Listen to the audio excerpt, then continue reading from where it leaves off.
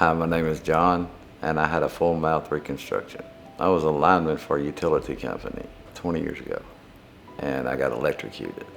Well, it took me to learn to walk again, eat again. I was fed for 2 years, I think it was, and then we decided to do the teeth because I couldn't do dentures because my mouth's too tight. They would just pop out. First set of implants I had done, not so good. So there was no way to actually clean them. I could actually brush the outside, but food was sticking inside of them.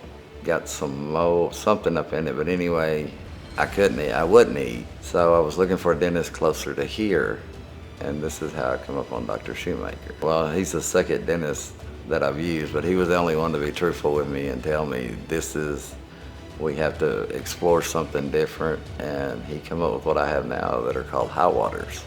They have a gap in them. They can be cleaned, but at home they're a lot easier. You can get the water jets under them, you can clean them, and you can clean them, say 98%, and then they get the other 2% every 6 months. The other dentist didn't give me options. Then when I come to Dr. Shoemaker, he told me there's a whole world of options out there. So that's when we started planning Dr. Shoemaker. That is very truthful. He's very upfront. He's not gonna lead you astray. He's not gonna lead you down the path that, oh, you need this as opposed to this. Y'all sit down and work together and you come up with what you have. So I wish I'd have met Dr. Shoemaker before I decided to do dental implants. I think it'd have been a lot easier on me. I think health-wise, it'd have been a lot better on me.